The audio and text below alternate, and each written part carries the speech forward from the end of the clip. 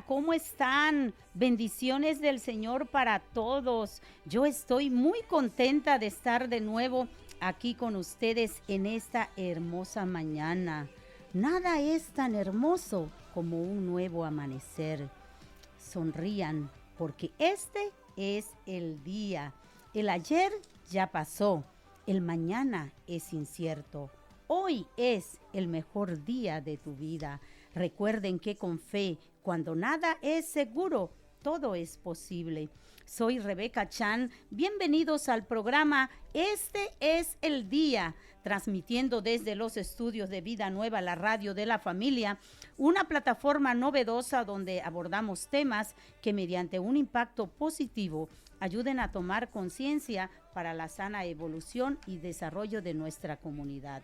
¿Y qué creen? Este es el día de asesoría legal, un día muy importante porque ¿cuántos de nosotros tenemos problemas legales y no sabemos cómo resolverlos?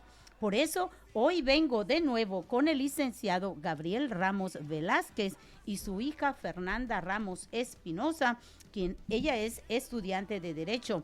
Fer, licenciado Gabriel, buenos días, bienvenidos. Muy buenos días, Rebeca, muy buenos días a todo el auditorio. Esperamos nuevamente que este tema sea de mucha utilidad para todos. Muy buenos días a todos. Fer viene como adormidadita, como que te desvelaste. Yo quiero decir que igual ayer estaba ya y no podía dormir y estaba pensando, buscando el tema. Y luego dije, de seguro que Dios ha de querer hablar conmigo y que me voy a otro cuarto a agarrar mi Biblia y empezar a leer y a leer y a leer, a ver qué era lo que Dios quería tratar con ese insomnio, abogado. y estoy muy bien, muy activa el día de hoy. Mire, hoy hemos traído un tema que creo firmemente que va a ser de utilidad, como dijo el abogado, porque hay tantos términos legales, abogado Fer, que nosotros desconocemos. Y uno es este. Vamos a estar hablando de qué es la flagrancia y sospecha razonable. Así que vamos a entrar desde ya aprendiendo qué se entiende por flagrancia. Qué palabra tan difícil. Flagrancia. Flagrancia, sí, así es, Rebeca. Mira, es muy importante que nosotros podamos entender que nosotros tenemos muchos derechos humanos, dentro de eso libertades. Nuestra libertad a deambular, andar de un lado para el otro, nuestra libertad de tránsito, son muy importantes y estos derechos humanos no pueden ser violentados, no pueden ser obstaculizados. Y la única manera en que pudieran ser obstaculizados de acuerdo a la ley son mediante algunas figuras, como la orden de aprehensión, Rebeca. La orden de aprehensión es una orden, pero para que eso se dicte, tiene que ser por autoridad judicial y tiene que haber una denuncia, una querella, de que la ley señale como delito sancionado con pena privativa de la libertad y obren datos que establezca que se ha cometido ese hecho y que exista la probabilidad de que la persona que está sobre la cual se está librando la orden lo cometió o participó en su comisión. Esto lo podemos encontrar en el artículo 16 en su párrafo tercero, Rebeca. Ahora, ¿qué otro? La flagrancia. La flagrancia como tal lo conocemos comúnmente como agarrarte con las manos en la masa. Eso ya sería lo que implica la flagrancia. Ahora, hay tipos de flagrancia y es muy importante este tema, Rebeca, porque el 50% de los procedimientos se llevan con detenido. Lo que quiere decir es que más o menos el 50, ese es más o menos el dato, y esto quiere decir que la gran parte de los detenidos son por flagrancia, una gran parte es por flagrancia. ¿Cuál es la flagrancia o cuándo se configura la flagrancia? La flagrancia, dice de la Constitución en su párrafo cuarto del artículo 16, cualquier persona puede detener al indiciado en el momento que esté cometiendo el delito, que es lo que decíamos de las manos en la masa, o inmediatamente después de haberlo cometido, poniendo sin demora a disposición de la autoridad civil más cercana y con la misma prontitud al Ministerio Público. Esta es otra de las maneras, la flagrancia, y la flagrancia tiene algunos supuestos que son importantes que vamos a ir mencionando en el transcurso del programa. La otra manera en que pueden ser afectados esta libertad o este derecho humano a la deambulación, al libre tránsito, es el caso urgente, Rebeca. El caso urgente es cuando el Ministerio Público, en casos en los que no existe una autoridad cerca, en casos de delitos graves, en casos de que así lo meriten las circunstancias, puede emitir una orden por caso urgente y también detener al inculpado. Y también vamos a ver lo que es el control preventivo provisional, que es la sospecha razonable. ¿Y qué es esto? Planteamos primero el orden para luego centrarnos únicamente en lo que es flagrancia y sospecha razonable. La sospecha razonable es algo que se da mucho más, no la sospecha razonable, sino el control preventivo provisional se da mucho más común de lo que vemos hoy en día. ¿Qué es eso, Gabriel? Muchas veces la policía tiene el derecho, Rebeca, tiene la obligación de salvaguardar nuestra seguridad. Y en pro de eso, pudieran detener o parar a una persona para hacerle una determinada revisión. Pero muchas veces caen en excesos. Es que lo vi con una actitud sospechosa. Es que se me hizo, por su aspecto físico, se me hizo sospechoso. O es que yo tengo mucha experiencia como policía y entonces se me hizo que estaba cometiendo un delito. Es que por cuestiones totalmente subjetivas. Y la Corte ya resolvió, Rebeca, sobre eso. Y es muy importante que vayamos conociendo en el transcurso del programa cuáles son los elementos que le permitirían a un policía, cómo se debe de comportar, y cuáles son los elementos objetivos, no subjetivos, objetivos, que sí permitirían hacer ese control preventivo provisional para inspeccionar. Por ejemplo, Rebeca, a mí me tocó un asunto en el que la policía llega, ve a dos personas platicando, a dos jóvenes, le revisan la mochila al joven porque los vieron con actitud sospechosa y encuentran ahí objetos ilícitos dentro de la mochila. Los detienen y los llevan presos y en la audiencia inicial de control de detención, cuando el juez va a ver si la detención fue legal o ilegal, pudo salir, Rebeca, porque todas las pruebas que se recaben en violación a los derechos humanos son ilícitas y por lo tanto quedan completamente nulas. Porque, mire, yo también ahora mientras usted hablaba, recientemente nosotros acabamos de librar un acontecimiento parecido a este.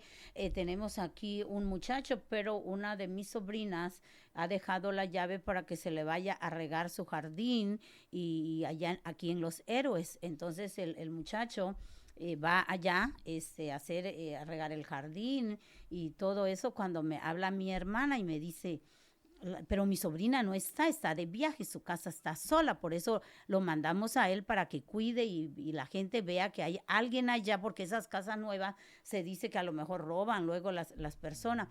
Y ahora resulta que al que mandamos a cuidar y a regar el jardín de mi sobrina, me habla mi hermana y me dice, es que tienen a don Chepe y la policía está ahí. Y porque lo han visto sospechoso, o sea, una sospecha. Pero yo igual digo, o sea, ¿pero qué estaba haciendo? Le dijimos, ¿qué estaba usted haciendo? Pues solamente estaba esperando mi Uber, porque él dice que está esperando el Uber para que ya lo traigan de regreso. Cuando la policía viene y está en la casa, allá lo tienen cuestionándolo, pidiéndole su INE, y el pobre hombre no tiene INE, no tiene nada. Y entonces ahora mi hermana nos habla en la noche, mi esposo le dice, pásame al de la policía, y empezamos, y mi esposo le dice, mira, él trabaja conmigo, o sea, está allá porque es una casa de una sobrina, lo hemos mandado allá para que riegue. Le empezamos a decir todo un montón de cosas, pero mientras está solo y están siendo violentados sus derechos. Sí, Rebeca, es un claro ejemplo de eso y por eso es tan importante este programa, Rebeca, para que podamos saber cuáles son nuestros derechos. Nadie te puede detener por una actitud sospechosa. O sea, cuál es el elemento objetivo? ¿Cuál es la sospecha razonable para que tú me detengas y me inspecciones? La sospecha razonable, Rebeca, tiene un principio fundamental. No un abogado, no un policía, sino cualquier persona, por los elementos objetivos, los elementos visibles y comprobables, puede estar pensando que se está cometiendo un delito. Ahora bien, me gustaría leerte el 132 del Código Nacional de Procedimientos Penales, Rebeca, cuáles son las obligaciones del policía, porque es muy importante. El policía actuará bajo la conducción y mando del Ministerio Público en la investigación de los delitos en estricto apego a los principios, fíjate, de legalidad. O sea, no pueden estar afuera de la ley. Las autoridades solo pueden hacer, Rebeca, lo que la ley les permite. Nosotros como ciudadanos podemos hacer todo lo que la ley no nos prohíbe, pero la autoridad solo puede hacer lo que la ley le permite. Entonces, un policía tiene que sujetarse a derecho, tiene que ser objetivo, tiene que ser eficiente, dice el artículo 132, profesional, honrado, y debe respetar los derechos humanos reconocidos por esta Constitución. Pero, abogado, si un vecino, porque a mi esposo, el policía, le ha dicho que ellos llegaron allá porque un vecino, alguien reportó sospechoso a esa persona, a ese trabajador nuestro. Solo porque un vecino llame y diga, yo veo ahí en esa casa uno tatuado, uno, no sé, algo tuvieron que haber visto, a lo mejor que el señor está tatuado, eso ya es un argumento para que la policía acuda, porque yo puedo ver al lado de mi casa a un tatuado, a un, no sé, a una persona de mal aspecto, y yo puedo hacer, como decimos los cristianos, hacer una conjetura y decir, ay, ese se ve como un delincuente, ese se ve, pero eso no es, digo, no sé cómo lo tome la ley. Yo puedo llamar y decir, mire, estoy viendo ahí parado en la casa de mi vecino a una persona tatuada, una persona que yo pienso que es un delincuente, que es un ladrón, que es, ese argumento la policía lo valida. De ninguna manera, Rebeca, es completamente ilegal. O sea, no puede ser por un aspecto físico, y de hecho en México estamos transitando en un derecho penal de acto, no de autor, Rebeca. Ya no es en base a una peligrosidad, eso ya quedó completamente superado, y es muy importante que entendamos que el artículo 14 en su segundo párrafo nos dice, Rebeca, que nadie puede ser privado de la libertad, propiedades, posesiones o derechos, sino mediante un juicio seguido ante tribunales previamente establecidos, en donde se sigan las formalidades esenciales del procedimiento y se apliquen las leyes expedidas con anterioridad al hecho. Y el 16 nos dice, tiene mucho que ver lo que estamos hablando con el artículo 16, nadie puede ser molestado en su persona, en su familia, en su domicilio, en sus papeles o en sus posesiones, sino en virtud de mandamiento escrito de autoridad competente que funde y que motive la causa legal del procedimiento. Todo acto de autoridad, Rebeca, debe estar fundado y motivado, es decir, establecer qué artículos estás aplicando, que están fundando tu actuar, y también argumentar por qué señalas que el caso concreto es aplicable a dichos artículos. Por supuesto que en el caso que estás hablando se podría tratar de un acto de discriminatorio total. Por el hecho de tener un aspecto determinado no genera una sospecha razonable, Rebeca, genera una sospecha totalmente infundada y cimentada además en discriminación. Otra de las cosas que yo quería tocar con usted, y es una de mis peticiones que me gustaría, abogado, que nos trajera para el próximo martes, es porque usted sabe que nosotros como creyentes en el Señor, Dios nos manda a cuidar o ayudar o a proteger a los inmigrantes, a los que vienen de otra nación, y yo tengo muchos mensajes o algunos pidiéndome una asesoría para cómo debe de andar un inmigrante en nuestro país o vamos a suponer en nuestro estado, lo que nos compete. ¿Qué dice la ley? ¿Qué tanta libertad tiene uno que venga, no sé, de Guatemala, de El Salvador, sobre todo de Centroamérica, que usted sabe que ahora están desertando muchas personas buscando un mejor porvenir?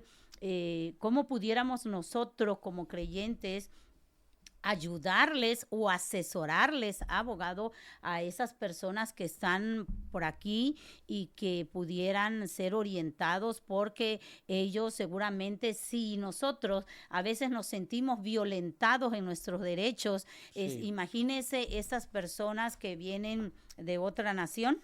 Sí, es correcto, Rebeca. Vamos a preparar un tema sobre ese tema y el derecho humano relacionado con ello, con la inmigración, y ver qué podemos aportar para ellos. Claro que sí. Bueno, estamos aquí hablando de qué es una sospecha razonable y queremos contestar las preguntas que ya nos habló un poco. ¿Cuándo puede ser una persona detenida? Ya usted nos dijo que es cuando es encontrado en el mismo momento de de un evento donde está siendo violada la ley. Pero hay un término, abogado, que nos gustaría o que me gustaría, yo me lo encontré anoche estudiando este tema suyo. ¿Cuándo una persona puede detener a otra? ¿Existe eso? ¿Una persona puede detener a otra? Sí, sí, Rebeca, es precisamente en los casos de flagrancia. Esto lo encontramos en el artículo 146 del Código Nacional de Procedimientos Penales y lo encontramos también en la Constitución en su artículo 16, párrafo quinto, y dice: cualquier persona puede detener al delincuente en el momento en que esté cometiendo el delito. ¿Pero en qué casos, Rebeca? El artículo 146 dice: se podrá detener a una persona sin orden judicial en caso de flagrancia. Se entiende que hay flagrancia cuando hay dos supuestos, Rebeca. Número 1, la persona es detenida en el momento de estar cometiendo el delito. Número 2, inmediatamente después de cometerlo. ¿En virtud de qué? Ok, cuando lo estamos cometiendo, ahí es seguro, es flagrante y yo puedo detener a esa persona. Si vemos que una persona está agrediendo a su esposa o está lastimando a otra persona, pudiéramos detenerlo, interrumpir esa agresión y llevarlo ante las autoridades. Número 2, es cuando inmediatamente después de cometerlo es detenido. Pero aquí hay bastantes conques, en qué casos. Y nos menciona dos incisos. Inciso A, es sorprendida cometiendo delito y es perseguido material e ininterrumpidamente, Rebeca. Esto es importantísimo. Si comete el delito, el delincuente sale corriendo, el imputado sale corriendo, el indiciado sale corriendo, y lo van persiguiendo hasta detenerlo, ahí hay flagrancia, pero tiene que ser ininterrumpidamente. Pensemos que él se sube al auto y se va, y pues cesamos en esa persecución, pero luego lo encuentras en el parque y lo detienes, ahí ya no, se cortó la persecución y por lo tanto no se puede considerar flagrancia. Inciso B, esto es muy importante: cuando la persona sea señalada por la víctima u ofendido, algún testigo presencial de los hechos o quien hubiera intervenido con ella en la comisión del delito, y cuando tenga en su poder instrumentos, objetos, producto del delito, o se cuente con información o indicios que hagan presumir fundadamente que intervino en el mismo.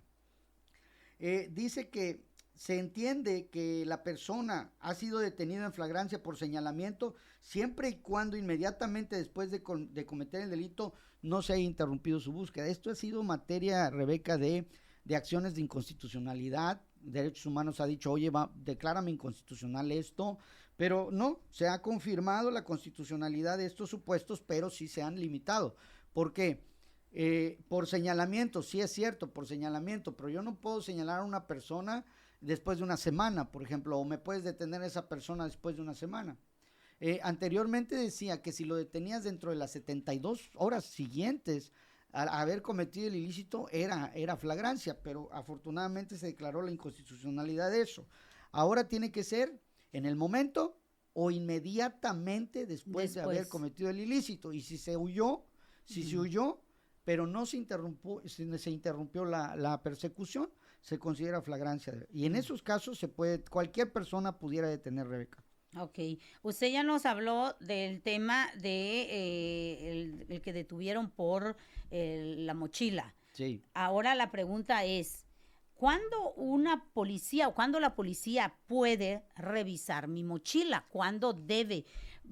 Vamos a dejar con esa pregunta porque vamos a ir a una pausa y al regresar nos contesta esto.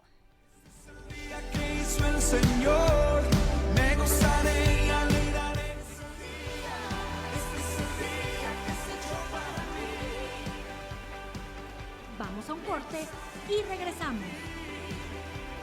Me gozaré en ti. Estamos de regreso y nos fuimos a la pausa dejándole una pregunta al abogado. ¿Cuándo la policía puede revisar mi mochila? ¿Cuándo yo le doy arma para que venga y me revise mi mochila, abogado? Sí, hablábamos del control preventivo provisional que las policías pueden hacer a una persona, pero esos tienen en 3 niveles. Una policía puede acercarse a las personas a platicar con ellas. Ese es un primer nivel, no hay ningún problema. Pero si ya si yo quiero pasar como policía, como agente de seguridad a un segundo nivel, que va a ser la revisión de tu mochila, ahí es donde aparece precisamente, Rebeca, la figura de la sospecha razonable. Tiene que haber una sospecha razonable que me induzca, que me diga objetivamente y comprobablemente, empíricamente, que se pudiera estar cometiendo un ilícito, Rebeca. No se trata nada más de que, pues platiqué y como platiqué te me hiciste una persona peligrosa y dame tu mochila, te voy a revisar, o algo que no tiene un sustento. Cualquier persona, te repito, no necesariamente un policía, sino cualquier persona debería estar consciente de que ahí pudiese estarse cometiendo un ilícito. Eso le da lugar al policía a revisar la mochila.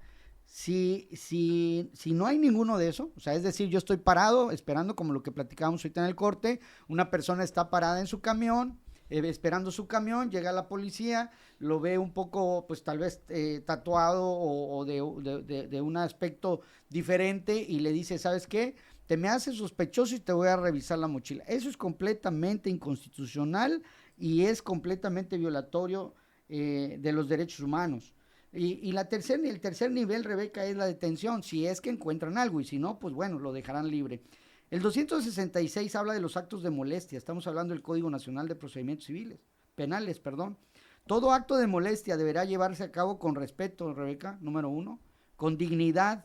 Si, por ejemplo, en la revisión el policía, eso lo señala el 268, si le descubre partes íntimas, por ejemplo, si lastima su dignidad, todas las actuaciones también se considerarán completamente ilegales. Dice, todo acto de molestia debería llevarse a cabo con respeto a la dignidad de la persona en cuestión. Antes de que el procedimiento se lleve a cabo, la autoridad deberá también informarle sobre los derechos que le asisten, solicitar su cooperación, Rebeca. Yo me acerco a una persona porque veo que sacó una especie de arma, entonces, pero luego lo vuelve a esconder, vi a otro que está a su lado intimidado, me genera la sospecha que pudiera cometerse un ilícito, tengo que acercarme como policía, preguntarles qué hacen ahí, luego decirles, bueno, en virtud de que los he visto con una actitud, vi que sacaste algo parecido a un arma, te voy a hacer una inspección, solicito, y ya le informé por qué, cuál es mi sospecha razonable, y le pido que por favor coopere y saque lo que tenga en la bolsa. Eso es lo primero que tengo que hacer.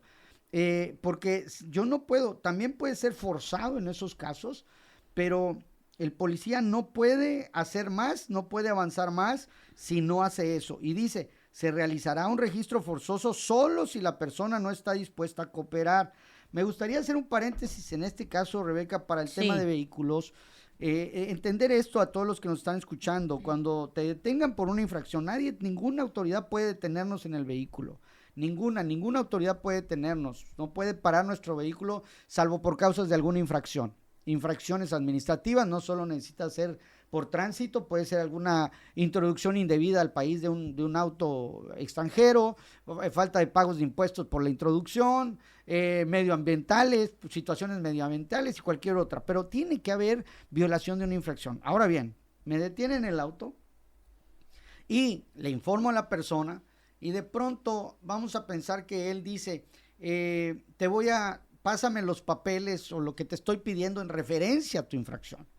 Yo le sugiero al auditorio, no se resistan, o sea, ahí no se resistan, porque el resistirse a esa solicitud puede darle pie a la autoridad a revisar ya más profundamente. ¿Me explico? Si no te resistes y colaboras, únicamente pueden revisar lo que está refiriéndose a la infracción que te están imputando. Si te resistes, va a dar lugar a una inspección mayor, legal.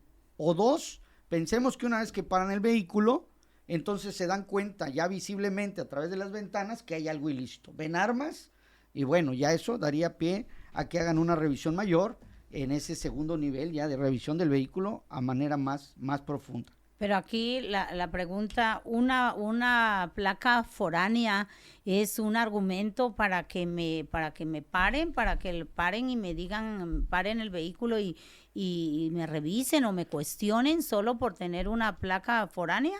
No debería ser, Rebeca, no debería ser. Es un hecho también, hay que reconocer, el artículo 21 constitucional otorga o obliga más bien a los órganos de seguridad pública a que nos puedan pues proporcionar eso, tiene una tarea para garantizar la seguridad pública y derivado a eso pueden hacer ese tipo pero parar. Pero no solo por tener una placa foránea, o sea, no debería ser, Rebeca. Okay. No debería ser, no. Entonces va la pregunta, ¿cuándo puede ser detenido un vehículo para ser revisado fuera de los retenes que ya están? ¿Cuándo? Única y exclusivamente, Rebeca, única y exclusivamente para efecto de infracciones administrativas. Me pasé un alto, no sé, voy a exceso de velocidad, está la sospecha de que estoy bajo el influjo de alcohol. Tienen el derecho a parar, porque sí me gustaría distinguir dos cosas. Una cosa es parar, porque así lo determinó la Corte en la acción de inconstitucional 10 y 11 del 2014, resuelta en el 2018. Una cosa es parar y otra cosa ya es detener o revisar. Sí te puedo parar única y exclusivamente por alguna infracción cometida, Rebeca, pero no más allá de eso. Ya si quiero revisar el vehículo, como ya mencionamos, tendría que forzosamente haber una sospecha razonable. Y me gustaría también leer el 268 del Código Nacional respecto al tema de inspección de personas. Dice que existan indicios, dice, en la investigación de los delitos, la policía podrá realizar la inspección sobre una persona y sus posesiones en caso de flagrancia, o cuando existan indicios de que oculta entre sus ropas o que lleva adheridos a su cuerpo instrumentos, objetivos o productos relacionados con el hecho considerado como delito. La revisión consistirá en una exploración externa de la persona y sus posesiones. Cualquier inspección que implique una exposición de partes íntimas requerirá autoridad judicial, Rebeca. Ok. Mire, pues si usted tiene ahí alguna pregunta y quiere que el abogado le conteste por algún acontecimiento o algo que usted sienta que sus derechos han sido violentados, puede mandar su pregunta al 9993-546914. 9993 546914. Mande ahí su pregunta y con gusto aquí el abogado le contesta y le asesora.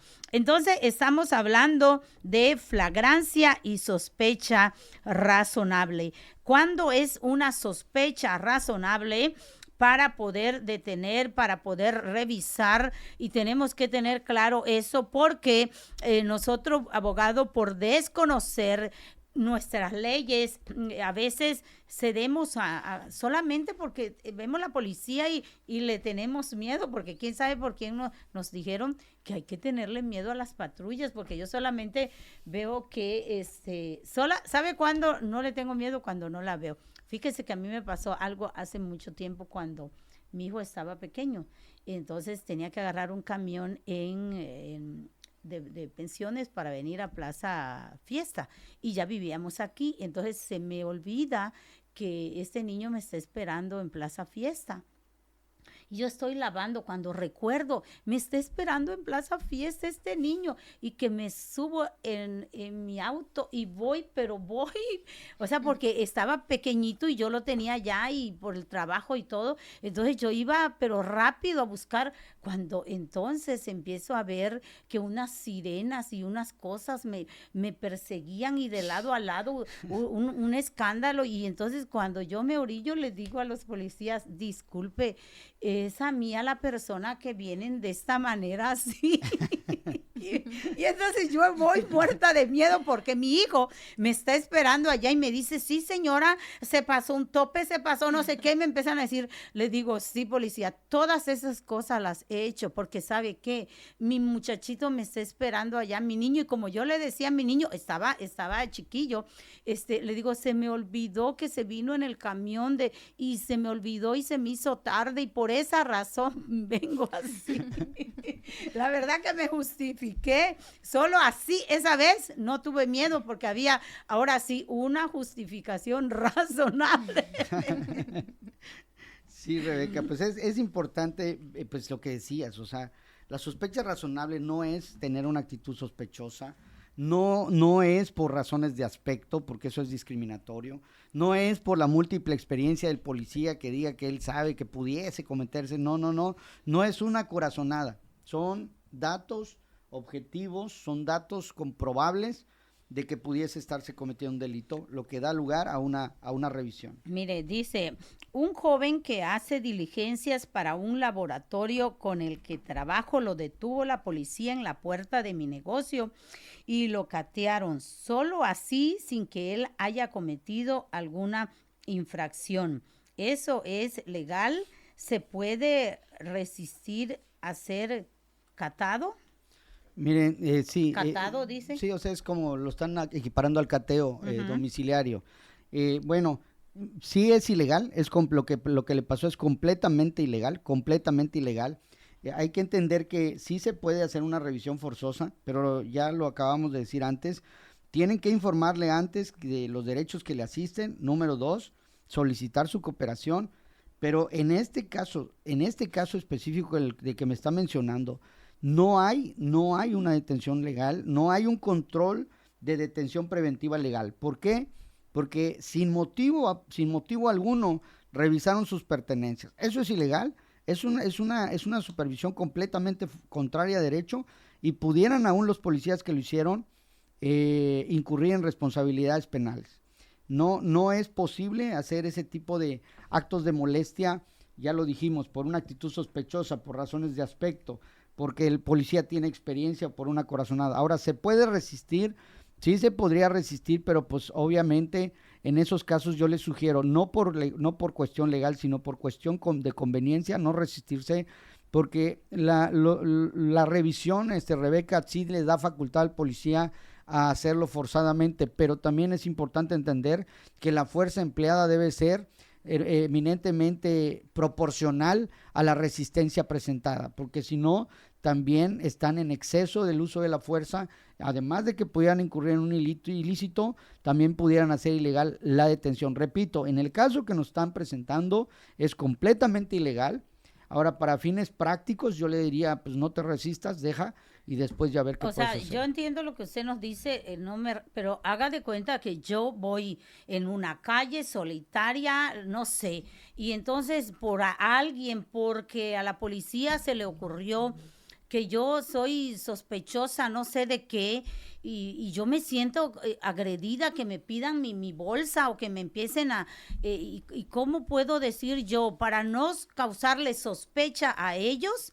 O sea, voy a dejar qué tal y pase lo que mayormente pasaba hace años, que se acuerda cuando estaba aquello que te sembraban. Sí. Y cómo no voy a saber yo que me siembren un delito, y mientras ya le di mi bolsa para que me la revisen, y qué tal y si es alguien que me quiere hacer daño también, porque existe abogado. Y en el momento que yo di, por ejemplo, yo me acuerdo años, mi papá decía, yo no acepto que ningún federal de camino me exija que me abra mi cajuela, porque en aquella época se acostumbraba que te sembraban cosas, la gente por maldad te sembraba cosas en tu auto, y entonces ahora sí, o sea, es mi palabra contra la de los policías. Todas esas cosas siguen existiendo. Yo creo que es muy importante, sí, tienes toda la razón. O sea, obviamente yo hablo de una resistencia ya física que pudiera pues generar más fuerza de los policías contra mí. Pero sí, por supuesto, o sea, lo primero que hay que hacer es, decirle a la policía con argumentos legales, no tienes derecho a detenerme, me protege el artículo 16 constitucional, yo no puedo ser molestado en mi persona, ni en mis posiciones, ni en mis papeles, sino mediante un mandamiento escrito. Muéstrame tu mandamiento escrito. No, entonces también tengo derecho a que me informes por qué me estás queriendo revisar. ¿Cuál es tu sospecha razonable? Dime cuál es tu sospecha razonable. Otra cosa importantísima que acabas de mencionar, y qué bueno que lo mencionas, Rebeca, es las revisiones deben hacerse en el lugar en donde se dio la detención o el impedimento a tu deambulación. No puede ser que te detengan el vehículo y luego te digan, te voy a revisar el vehículo, lo que tú decías, te voy a abrir la cajuela y revisar el vehículo y te lo voy a llevar. No, tiene que ser en el momento, tiene que ser en el lugar, y además algo importantísimo, Rebeca, tú tienes el derecho de estar en la revisión con él, precisamente así lo dice la Corte, tal cual lo estás diciendo tú, para evitar que te puedan sembrar cualquier tipo de situaciones, que sí se da, Rebeca, y se da mucho. ¿Qué derechos nos asisten, Rebeca, también? Si nos vas a detener, ¿tengo derecho a informar a alguien de mi detención? tengo derecho a que consultar a un defensor. O sea, ya en una detención, ¿ok? Ya en un tema de detención, el 152 me da derechos a informar sobre mi detención, a consultar en privado con mi defensor, a recibir una notificación escrita que me establezca los derechos establecidos, a ser colocado en una celda con condiciones dignas y de acceso. Eso ya es, en caso estamos hablando ya de que después de la revisión se encuentre algo, una revisión legal, se puede encontrar algo y me puedan llevar detenido. Vamos a ir a una pausa, pero quiero dejarle con esta pregunta para cuando vengamos podamos contestar. Dice, a mí me atropelló un camión de bomberos de Yucatán hace ya casi 3 años, perdí la pierna, se supone que gané el juicio, pero aún no me pagan. Me dicen que pidió un plazo de 30 días para tramitar el pago de parte de los daños que ya están tabulados. Esto empezó el 18 de octubre. Terminando los 30 ya me van a pagar, pregunta. Vamos a una pausa y regresamos.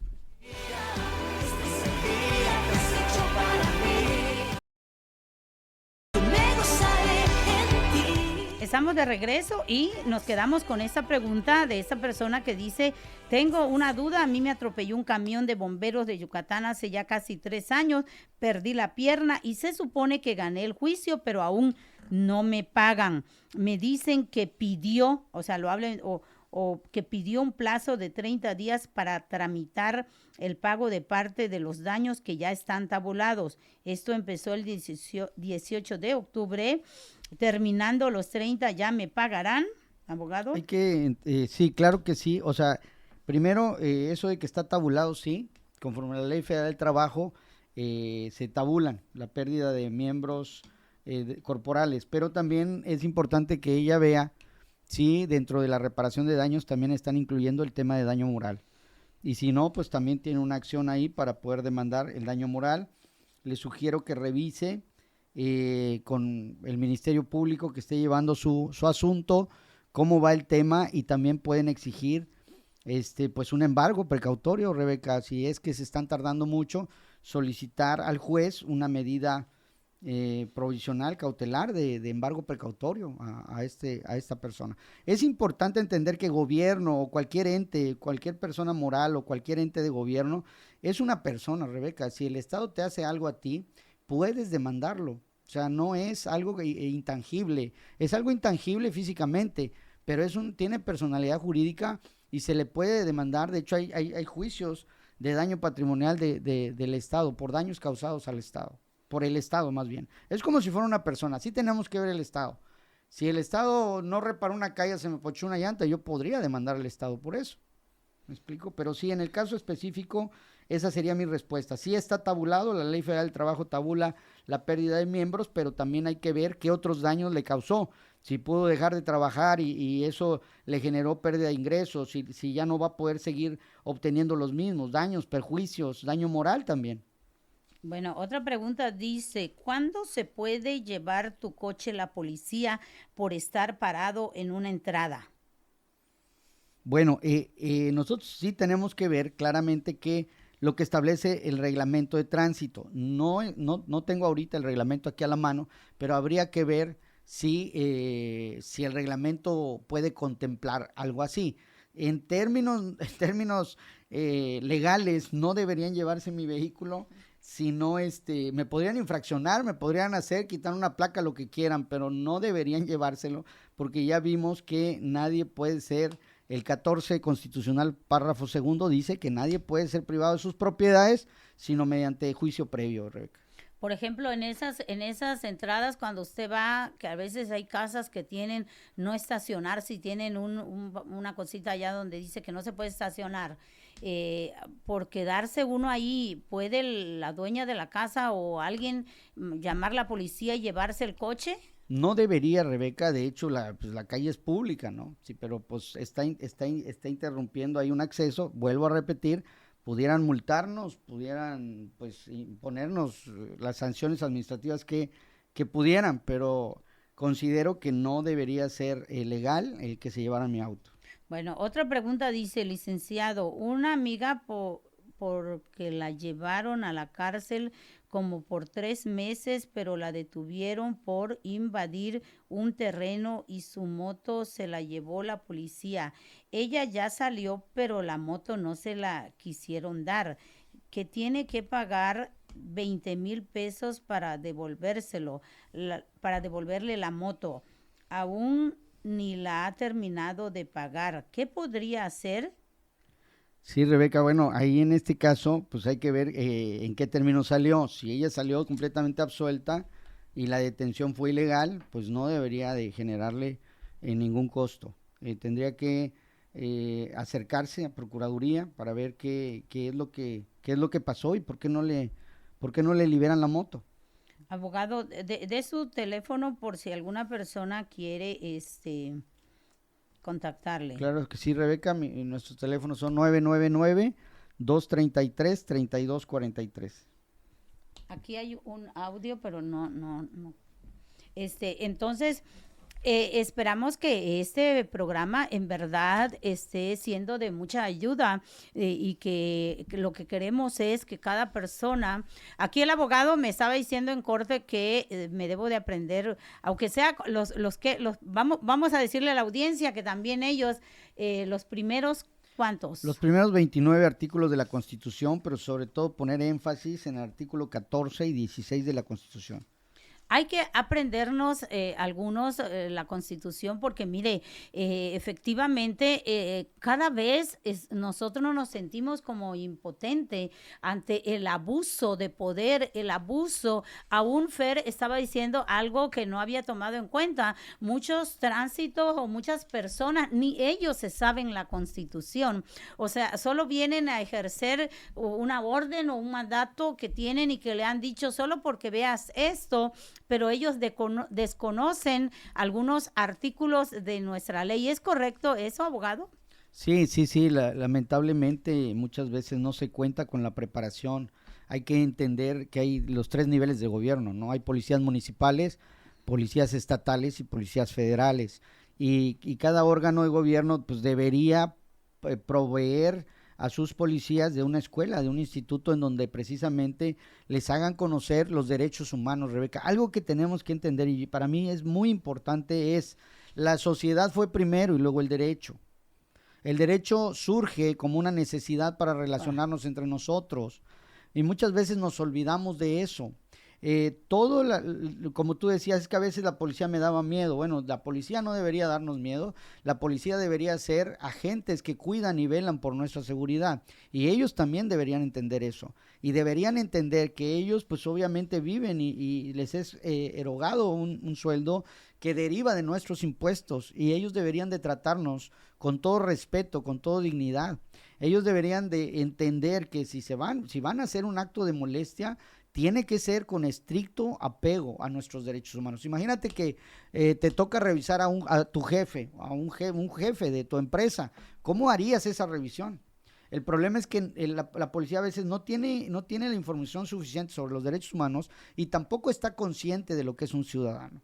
Pero si estuviera consciente, deberíamos ser tratados realmente con mucha dignidad, con mucho decoro, con mucha honra, con mucha honestidad como ya lo establece ahora está pasando algo, al menos a mí me ha pasado, tenemos que usar el GPS o el GPS, abogado, y la ley prohíbe el celular o prohíbe esto o sanciona, desconozco eso que también, ya que viene de la mano con este tema. Pero entonces, ¿dónde voy a usar yo el GPS en mi dispositivo? Entonces yo estoy perdida, me perdí y tengo el GPS que me está guiando y yo cargo el GPS aquí y entonces viene la patrulla y me dice que estoy violando y que tengo el dispositivo y que sígame y acompáñeme y entonces yo me empiezo, la verdad, a poner nerviosa y entonces yo cuando llego a un lugar solo me estacioné y él me dice, salga de ahí, sígame, pues no le voy a seguir, le dije, porque yo vengo usando, lo que usted ha visto es que yo traigo el GPS aquí porque estaba perdida y pues sí, estoy nerviosa porque estoy perdida. Se me hace tarde para mi cita médica. Ahora usted me está diciendo que yo le acompañe y para dónde me lleva usted, porque lo que me vaya a decir, dígamelo, para dónde usted me está diciendo que me acompañe y que me acompañe. Ya no lo pude acompañar, yo me metí en un estacionamiento de un centro comercial y solamente le hablé a mi esposo, le hablé a mi hijo, le dije, vengan por mí, porque yo estaba ya muy nerviosa, porque este patrullero, este motociclista, porque además era el de la moto, me empieza a decir que yo lo siga, y para dónde lo voy a seguir. Sí, no debe ser eso, debe ser si va a hacer una inspección cualquier cosa en el lugar de la detención, a menos de que estén en una zona en donde pueden poner el riesgo del tráfico o pueda causar algún accidente. El segundo punto es, lo que sí es claro es, si voy a utilizar mi GPS, debo hacer alto en mi vehículo y usar el GPS. La razón es porque pues nuestras manos deberían de estar en el volante, deberíamos estar más concentrados en lo que estamos manejando, y no deberemos tener pues, aparatos que distraigan pues nuestra conducción. Pero si nosotros estamos en un alto, haciendo ya alto, y yo puedo usar mi celular sin ningún problema, Rebeca. Ok. Bueno, entonces, ¿será que tenemos alguna pregunta pendiente? Se nos ha ido el tiempo ya, y queremos agradecer al abogado Afer por este contenido, de verdad, abogado, que ha sido de una utilidad y está siendo de gran utilidad para los radioescucha, y públicamente le voy a pedir que me prepare un contenido de asesoría legal para cada inmigrante que esté aquí. Así que si usted que me está escuchando es un inmigrante y tiene alguna pregunta y quiere saber algo, el próximo martes vamos a estar trayendo una asesoría legal. ¿Qué dice la ley para estos inmigrantes, o qué dice el Estado, o a qué tienen derecho, con qué libertad pueden conducirse o no tienen una libertad? Todo esto lo vamos a estar desarrollando el próximo martes. Gracias por sintonizarnos, gracias por permitirnos llegar hasta ahí, hasta sus hogares. Soy Rebeca Chan. Nos escuchamos mañana en otro segmento más de Este es el Día. Bendiciones. Este es el día que has hecho para mí. Me gozaré en ti, yo danzaré por ti. Oh, oh, oh, oh, oh, oh, oh, oh, oh. Este es el día que hizo el Señor.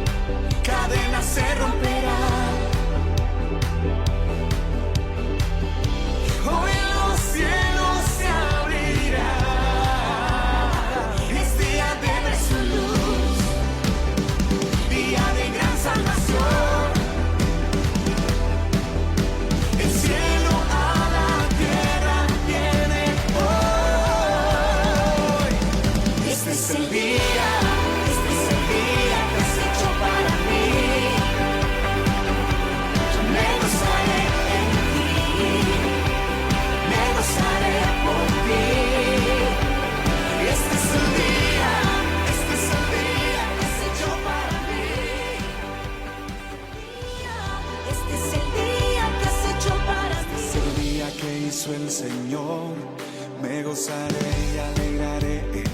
Gracias por estar con nosotros. Nos vemos en la siguiente edición de Este es el Día. Este es el día que has hecho para mí. Yo me gozaré en ti, me gozaré por ti. Este es el día que has hecho para mí. Me gozaré. Un programa diseñado para ti. Este es el día. Este programa fue presentado por Panificadora Los Pech.